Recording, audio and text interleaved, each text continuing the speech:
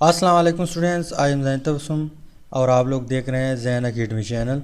तो आज की इस वीडियो में हम लेकर आए हैं strong acid and weak acid. मतलब ये है कि इस वीडियो में हम स्ट्रॉन्ग एसिड और वीक एसिड के ऊपर बात करेंगे।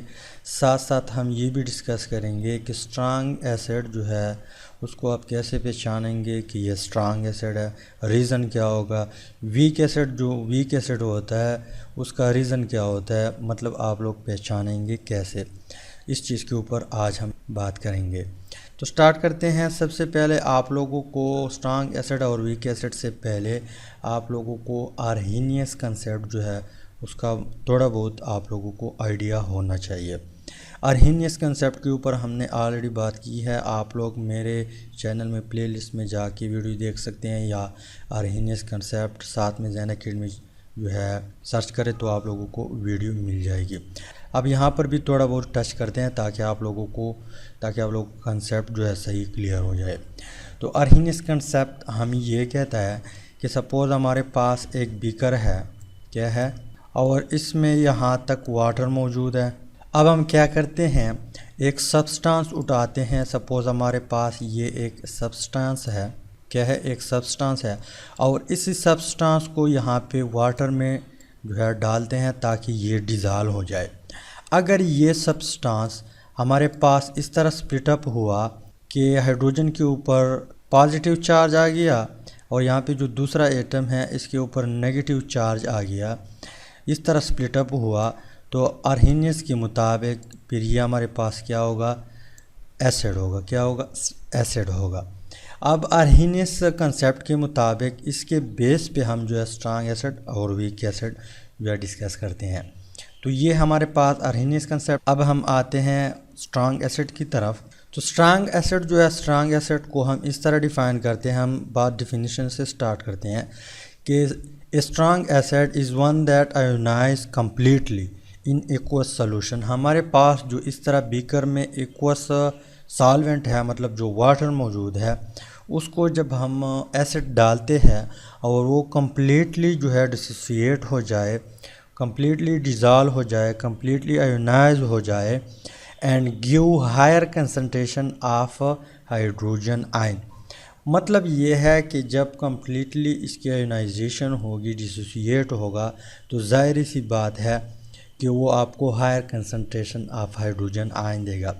किस तरह, यहाँ पे हम अगेन सपोज़ यहाँ पे हमारे पास एक बीकर है और यहाँ पे हम जो डालेंगे, जो डिज़ॉल्व करेंगे, जो आयोनाइज करेंगे, यहाँ पे हम क्या करते हैं, एक एसिड डालते हैं। कौन सा एसिड डालते हैं, HCl। हमारे पास जो एक एसिड है उसको हम यहाँ पे इस बीकर में डालते हैं। तो HCl क्या करेगा कि जो ही यहाँ पे वाटर में ऐड होगा इसकी आयोनाइजेशन स्टार्ट होगी। जब आयोनाइजेशन स्टार्ट होगी तो ये कम्प्लीटली आयोनाइज होगा। इसी तरह आयोनाइज होगा कि यहाँ पे इसके ऊपर हाइड्रोजन जो है इसके ऊपर पॉजिटिव चार्ज आएगा और यहाँ पे जो क्लोरीन है इसके ऊपर नेगेटिव चार्ज आ जाएगा। अब कम्प्लीटली डिसोसिएशन का मतलब हमारे पास ये है कि सपोज़ हम 10 मालिक्यूल ऑफ HCl हमने ले लिया, ठीक। यहाँ पे हम वाटर में डिज़ॉल्व करते हैं इसको, और इस HCl जो 10 मालिक्यूल HCl है इसने हमें 10 हाइड्रोजन आयन प्रोवाइड कर दिया। मतलब 10 हाइड्रोजन आयन दे दिया हमें, जो कि केटायन है हमारे पास। इसके अलावा इसने 10 हमारे पास, तो ऐसा एसिड जो कम्प्लीटली डिसोसिएट हो जाए, इसी तरह कि अगर हम 10 मोल उठा ले वाटर में डाल करें तो वो हमें 10 जो आयन्स है वो दे दे। इसके अलावा अगर यहाँ पे हम 20 ले ले तो 20 के 20 जो है आयोनाइज हो जाए। तो ऐसा एसिड जो कम्प्लीटली डिसोसिएट हो जाए वाटर में, एक्वस सॉल्यूशन में, ऐसे एसिड को हम क्या कहते हैं, स्ट्रॉन्ग एसिड कहते हैं। इसके अलावा स्ट्रॉन्ग एसिड जो होगा वो हमें higher concentration of hydrogen ion देगा। मतलब ये है कि स्ट्रॉन्ग एसिड कम्प्लीटली डिसोसिएट होता है। जब कम्प्लीटली डिसोसिएट होगा तो जाहिर सी बात है कि हाइड्रोजन कंसंट्रेशन भी ज़्यादा होगा, ठीक। अब यहाँ पे मैं मज़ीद एग्ज़ाम्पल दे रहा हूँ जो हमारे पास स्ट्रांग एसिड है। इसके अलावा एक क्वेश्चन भी आप लोगों से करूँगा। तो हमारे पास जो स्ट्रांग एसिड के एग्जाम्पल दिए हुए हैं बुक में, फर्स्ट वन है HCl। HCl हमारे पास क्या है, एक स्ट्रांग एसिड है। क्यों? क्योंकि जब हम इसको डिज़ोल्व करते हैं वाटर में तो ये कम्प्लीटली डिसोसिएट होता है, कम्प्लीटली आयोनाइज हो जाता है। ऊपर हमने एग्जांपल में ही भी देख लिया। इसके अलावा हमारे पास नाइट्रिक एसिड है। इसके अलावा हमारे पास जो तीसरा है सल्फ्यूरिक एसिड H2SO4। इसके अलावा नेक्स्ट वन एग्जांपल है हमारे पास परक्लोरिक एसिड और इसका फार्मूला है हमारे पास HClO4। ये आप लोगों को जितने भी नज़र आ रहे हैं ये हमारे पास स्ट्रांग एसिड है। स्ट्रांग एसिड इसलिए है कि जब भी हम इसको एक्वस सॉल्यूशन में डालते हैं, मतलब सॉल्वेंट में जो डालते हैं एक वाटर में, तो इसकी कम्प्लीटली डिसोसिएशन हो जाती है। अब स्ट्रांग एसिड की यहाँ पे क्वेश्चन क्रिएट होता है कि स्ट्रांग एसिड क्यों कम्प्लीटली डिसोसिएट होता है, क्यों होता है, यहाँ पे क्वेश्चन है। तो इस क्वेश्चन को हम लास्ट में जो है डिस्कस करते हैं। अब मैं यहाँ पे आप लोगों से एक क्वेश्चन करूँगा। क्वेश्चन कुछ इस तरह है कि which one is strong acid. हमारे पास जो ये एसिड आप लोगों को नज़र आ रहे हैं ये सब एक ही ग्रुप के एसिड है। HI है, इसके अलावा HBr है, इसके अलावा HCl है, इसके अलावा HF है। अब इनमें से कौन सा स्ट्रांग एसिड है? एसिड तो सारे हैं, सब के सब एसिड है, लेकिन आप लोग मुझे ये बताएं कि इनमें से कौन सा जो है स्ट्रांग एसिड है। तो यहाँ पे आंसर हमारे पास है कि HI इज़ ग्रेटर देन, मतलब इस HI स्ट्रांग एसिड है हमारे पास HBr से। HBr जो है स्ट्रांग एसिड है HCl से, और HCl जो है स्ट्रांग एसिड है हमारे पास HF से। अब रीज़न क्या है यहाँ पे हमारे पास? रीज़न क्या है? रीज़न हमारे पास यहाँ पे दो रीज़न है। जब हम ग्रुप में जाए, मतलब एक ग्रुप है पीरियोडिक टेबल में जो टॉप टू बॉटम हम जाते हैं, इसको हम क्या कहते हैं? ग्रुप कहते हैं। अब डाउन द ग्रुप जब हम जाते हैं तो एटॉमिक साइज जो है इंक्रीज़ होता है। क्यों इंक्रीज़ होता है? क्योंकि यहाँ पे न्यू शेल ऐड हो जाता है। जब न्यू शेल ऐड होगा तो ज़ाहिर सी बात है कि एटम का जो साइज़ है वो बढ़ जाएगा, इंक्रीज़ हो जाएगा। अब अगर हम HF और HI की बीच कंपैरिजन करें तो यहाँ पे हमारे पास ये HF का स्ट्रक्चर है, इसका जो साइज़ है ये इतना है। यहाँ पे हमारे पास क्या है? हाइड्रोजन है, और इनकी बीच जो है यहाँ पे जो बॉन्ड बना हुआ है, कोवेलेंट बॉन्ड बना हुआ है, ठीक, इलेक्ट्रॉन शेयर हुए हैं। जब हम नीचे आएंगे, पहले फ्लोरीन है, फिर क्लोरीन, फिर ब्रोमीन, फिर आयोडीन, तो एक न्यू शेल ऐड होता है। तो यहाँ पे 3 शेल मज़ीद ऐड होंगे। तो आयोडीन का जो साइज़ है वो हमारे पास इतना बड़ा है, ठीक, इतना बड़ा साइज़ है। और यहाँ पे हमारे पास हाइड्रोजन है, यहाँ पे इसी तरह इलेक्ट्रॉन शेयर हुए हैं। ये हमारे पास क्या है? आयोडीन है। ये हमारे पास हाइड्रोजन है, ये भी हमारे पास क्या है? हाइड्रोजन है। अब हमारे पास दो रीज़न है कि HI जो है वो स्ट्रांग एसिड है। फर्स्ट वन रीज़न हमारे पास ये है कि यहाँ पे जो इलेक्ट्रॉन शेयर हुए हैं, फ्लोरीन का स्ट्रक्चर, फ्लोरीन का जो साइज़ है वो बहुत कम है। तो इट मीन्स कि यहाँ पे जो इसकी न्यूक्लियस में प्रोटॉन है उसकी पकड़ बहुत ज़्यादा है यहाँ पे जो इलेक्ट्रॉन शेयर हुए हैं। जब न्यूक्लियस की पकड़ ज़्यादा होगी तो यहाँ पे जो बॉन्ड ब्रेकअप होगा, स्ट्रांग एसिड वो होगा हमारे पास जब डिसोसिएट हो जाए एक्वस सॉल्यूशन में। अब यहाँ पे डिसोसिएशन के लिए, आयोनाइजेशन के लिए ज़रूरी है कि ये बॉन्ड ब्रेकअप होगा, लेकिन यहाँ पे फ्लोरीन की जो न्यूक्लियस है उसकी पकड़ इतनी ज़्यादा है कि ये इजीली जो है नहीं टूटता, ये बॉन्ड इजीली नहीं टूट सकता। टूटता है लेकिन एज़ कम्पेयर टू आयोडीन ये इजीली नहीं टूटता। अब यहाँ पे अगर हम इसकी बात करें तो यहाँ पे जो शेयर इलेक्ट्रॉन हुए हैं, यहाँ पे इसका साइज़ बहुत बड़ा है, इतना बड़ा है। तो यहाँ पे इसकी न्यूक्लियस है। अगर हम न्यूक्लियस और इनके बीच जो फासला देखें तो बहुत ज़्यादा है एज़ कम्पेयर टू फ्लोरीन में। तो यहाँ पे जो न्यूक्लियस की पकड़ है वो एज़ कम्पेयर टू फ्लोरीन कम है, इसी वजह से ये बॉन्ड इजीली ब्रेकअप होता है। जब इजीली ब्रेकअप होगा तो इट मीन्स कि यह हमारे पास क्या होगा, स्ट्रॉन्ग एसिड होगा, क्योंकि एसिड जो है जब डिसोसिएट हो जाए, आयोनाइज हो जाए, तब हम उसको कहते हैं कि ये हमारे पास स्ट्रॉन्ग एसिड है। तो ये इजीली डिसोसिएट होता है, आयोनाइज होता है, इसी वजह से हमारे पास HI जो है ये हमारे पास स्ट्रॉन्ग एसिड है। इसके अलावा फ्लोरीन जो है HF जो है हमारे पास वीक एसिड है एज़ कम्पेयर टू HI। अब एक दूसरा रीज़न भी है हमारे पास कि फ्लोरीन का साइज़ इतना छोटा है और आयोडीन का साइज़ इतना बड़ा है एज़ कम्पेयर टू फ्लोरीन। अब जब बॉन्ड ब्रेकअप होगा यहाँ पे, तो बॉन्ड इसी तरह ब्रेकअप होगा कि ये दोनों इलेक्ट्रॉन जो है ये फ्लोरीन अब की तरफ खींच लेगा। इसी तरह यहाँ पर भी अगर आप लोग देख लें इस केस में, तो यहाँ पे जो इलेक्ट्रॉन शेयर हुए हैं दोनों आयोडीन खींच लेगा। हाइड्रोजन आपके पास इसी फॉर्म में आएगा, प्लस फॉर्म में आपके पास आएगा। मतलब ये है कि इसका जो अपना इलेक्ट्रॉन था ये फ्लोरीन ने ज़बरदस्ती से इसे खींच लिया। अब यहाँ पे इसका साइज़ इतना है, पहले से भी इसमें 7 इलेक्ट्रॉन मौजूद थे और एक इलेक्ट्रॉन हाइड्रोजन वाला आ जाएगा, तो इसका साइज़ इतना छोटा है और यहाँ पे इलेक्ट्रॉन इतनी ज़्यादा है कि यहाँ पे रिपल्शन होता है और इस रिपल्शन की वजह से यहाँ पे इसको गवारा नहीं देता।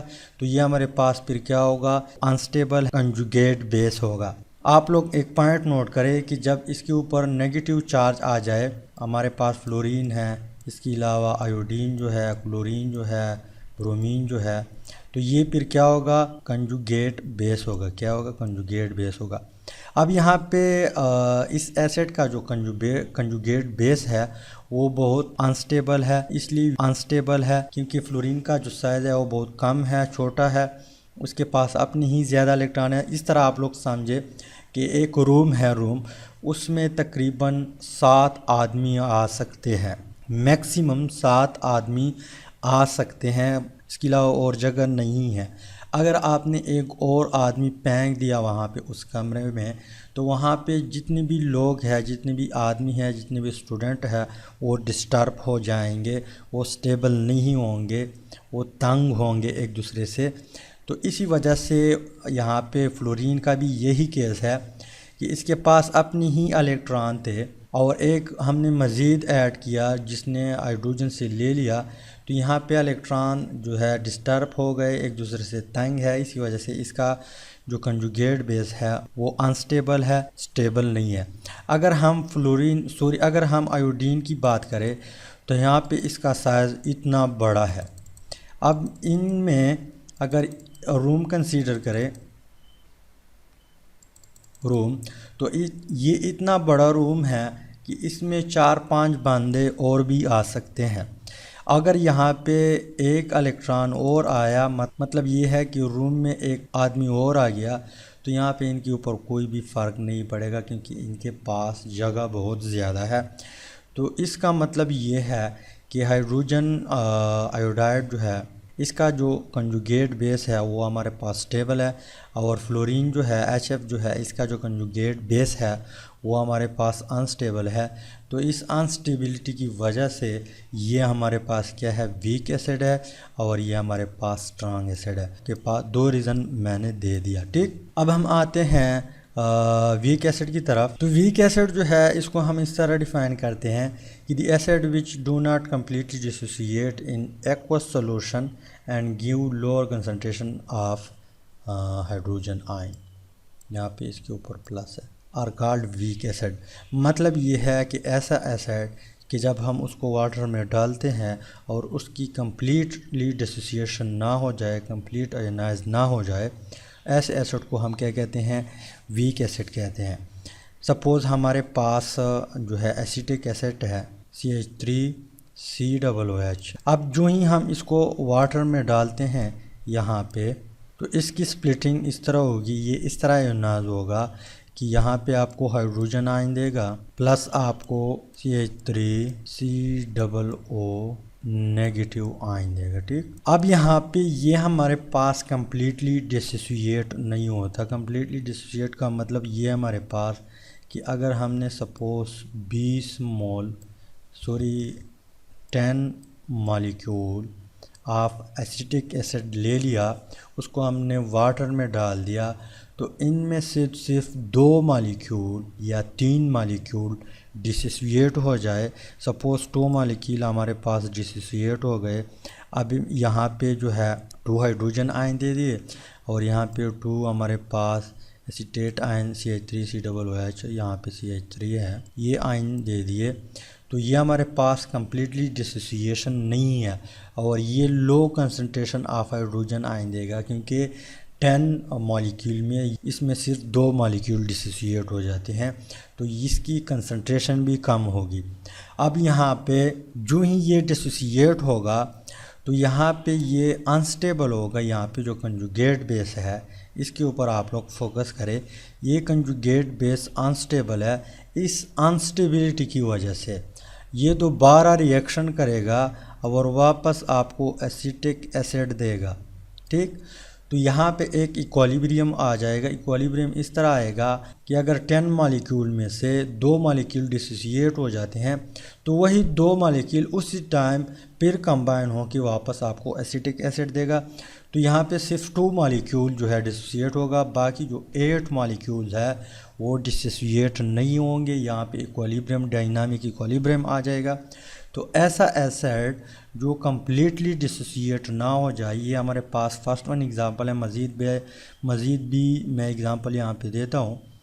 ऐसा एसिड जो कम्प्लीटली डिसोसिएट ना हो जाए वाटर में, ऐसे एसिड को हम क्या कहते हैं? वीक एसिड कहते हैं। या आप इस तरह भी कह सकते हैं कि ऐसा एसिड जो lower concentration of hydrogen ion हमें दे दे वाटर में, तो वो भी हमारे पास वीक एसिड है।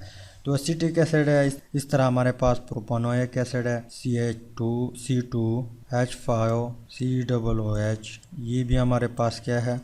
एक वीक एसिड है। क्यों वीक एसिड है? क्योंकि जब हम इसको डिज़ाल्व करते हैं वाटर में तो ये जो है कम्प्लीटली इसकी डिसोसिएशन नहीं होती। फास्फोरिक एसिड है, H3PO4, ये भी वीक एसिड है। इसके अलावा हमारे पास कार्बनिक एसिड है, H2CO3। इसके अलावा हमारे पास जो नेक्स्ट वन है सल्फ्यूरस एसिड, H2SO3, ये भी हमारे पास वीक एसिड है। और इसके अलावा नाइट्रस एसिड जो है HNO2, ये भी हमारे पास क्या है? एक वीक एसिड है। अब यहाँ पे क्वेश्चन क्रिएट होता है कि जो वीक एसिड है वो कम्प्लीटली डिसोसिएट नहीं होता और जो स्ट्रांग एसिड है वो कम्प्लीटली डिसोसिएट हो जाता है। तो यहाँ पे अगर हम कंपैरिजन करें किस चीज़ के बीच? एसिटिक एसिड और HCl के बीच। CH3COOH ये हमारे पास क्या है? एसिटिक एसिड है और यहाँ पे हम HCl लेते हैं। अगर हम इनके बीच कंपैरिजन करें तो HCl जो है कम्प्लीटली डिसोसिएट होता है और यहाँ पे हमारे पास जो एसिटिक एसिड है वो कम्प्लीटली डिसोसिएट नहीं होता। या कुछ लोग इस तरह भी कहते हैं कि पार्शली डिसोसिएशन, तो पार्शली भी आप कह सकते हैं और यहाँ पे कम्प्लीटली डिसोसिएशन नहीं होता, ये भी आप लोग कह सकते हैं। तो इसका मेन रीज़न हमारे पास ही है। वजूहात तो बहुत ज़्यादा है, आगे जब आप लोग जाएंगे FEC में तो वहाँ पे मज़ीद भी डिटेल्स हैं। आगे जब आप जाएंगे BSc में या BS में, वहाँ पर और भी आप लोग डिटेल में सीख जाएंगे। लेकिन यहाँ पे मैं एक रीज़न देता हूँ कि एसिटिक एसिड या वीक एसिड हमारे पास इसलिए डिसोसिएट नहीं होता कम्प्लीटली कि जब इसकी डिसोसिएशन हो जाती है, हमें मालूम है कि इसकी डिसोसिएशन इस तरह हो जाती है कि हाइड्रोजन प्लस, और यहाँ पे जो नेगेटिव आयन है उसका मैं स्ट्रक्चर ड्रा करता हूँ। हमारे पास CH3 है। क्या है? CH3। यहाँ पे इसके साथ कार्बन अटैच है और यहाँ पे डबल बॉन्ड के साथ ऑक्सीजन है और यहाँ पे जो ये ऑक्सीजन है इसके ऊपर नेगेटिव चार्ज है, क्योंकि इसने ये जो हाइड्रोजन आप लोगों को नज़र आ रहा है प्लस के साथ, ये हाइड्रोजन पहले इस नेगेटिव ऑक्सीजन के साथ अटैच था यहाँ पे, लेकिन यहाँ पे इसकी डिसोसिएशन हो गई। अब कम्प्लीटली डिसोसिएशन इसलिए नहीं होता, पार्शली डिसोसिएशन इसलिए इसकी होगी क्योंकि ये हमारे पास ये इस एसिड की कंजुगेट बेस है। क्या है? कंजुगेट बेस है। अब यहाँ पे आप लोग देख ले, ये हमारे पास जो ग्रुप अटैच है ये इलेक्ट्रॉन डोनेटिंग ग्रुप है। क्या है? इलेक्ट्रॉन डोनेटिंग ग्रुप है। अब इलेक्ट्रॉन डोनेटिंग ग्रुप क्या करता है, यहाँ पे ये इलेक्ट्रॉन जो है मज़ीद एक इलेक्ट्रॉन यहाँ पे जो है इस स्ट्रक्चर में पहल देता है। मतलब पहले से इसके ऊपर चार्ज डेंसिटी ज़्यादा थी, इलेक्ट्रॉन की डेंसिटी ज़्यादा थी। एक इलेक्ट्रॉन ये धक्का देता है, CH3 जो है ये भी धक्का देता है, तो यहाँ पे जो इलेक्ट्रॉन डेंसिटी है ये बहुत ज़्यादा हो जाएगी और इस इलेक्ट्रॉन डेंसिटी की वजह से ये हमारे पास फिर अनस्टेबल क्या है, अनस्टेबल कंजुगेट बेस है। तो इसी वजह से इसकी कोशिश होती है कि हमारे पास एक ऑलरेडी इलेक्ट्रॉन डोनेटिंग ग्रुप मौजूद है, मैं क्यों इस हाइड्रोजन को छोड़ दूं, क्योंकि जो ही ये छोड़ता है तो इसमें अनस्टेबिलिटी आ जाती है, स्टेबल कंजुगेट बेस नहीं होता। इसी वजह से हमारे पास जो वीक एसिड होते हैं कुछ जो है कंजुगेट बेस की वजह से इसकी पार्शली डिसोसिएशन हो जाती है। इसके अलावा मज़ीद जो है रीज़न है, बहुत सारे इफ़ेक्ट है, उसको हम देखते हैं तब हम कहते हैं कि इसकी इसी वजह से जो है पार्शली डिसोसिएशन हो जाती है। तो CH3COOH में यहाँ पे इलेक्ट्रॉन डोनेटिंग ग्रुप है, ये भी इलेक्ट्रॉन डोनेट करता है CH3 यहाँ पे, और पहले से यहाँ पे मौजूद है, चार्ज डेंसिटी ज़्यादा है, सॉरी इलेक्ट्रॉन डेंसिटी ज़्यादा है। तो जब ज़्यादा होगी तो दोनों जब मिल जाएंगे तो ये फिर बहुत ज़्यादा अनस्टेबल होगा। और अगर हम HCl की बात कर लें, जब इसकी डिसोसिएशन हो जाती है, क्लोरीन के ऊपर नेगेटिव चार्ज आ जाती है, तो ये इसका कंजुगेट बेस होगा। अब ये कंजुगेट बेस बहुत स्टेबल है एज़ कम्पेयर टू इसके, मतलब इसके मुकाबले में ये कंजुगेट बेस स्टेबल है। तो इस स्टेबल होने की वजह से ये हमारे पास इसकी कम्प्लीटली डिसोसिएशन हो जाती है, क्योंकि ये इस फॉर्म में एग्जिस्ट कर सकता है। जब कर सकता है तो इसका मतलब ये है कि हमारे पास जितनी भी HCl मॉलिक्यूल होंगे कम्प्लीटली डिसोसिएट होंगे। उम्मीद करता हूँ वीडियो की समझ आई होगी।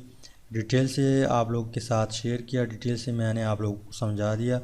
उम्मीद करता हूँ वीडियो की समझ आई होगी। अगर समझ आई है वीडियो को लाइक करें, शेयर करें और चैनल को ज़रूर सब्सक्राइब करें। Finally thanks for watching.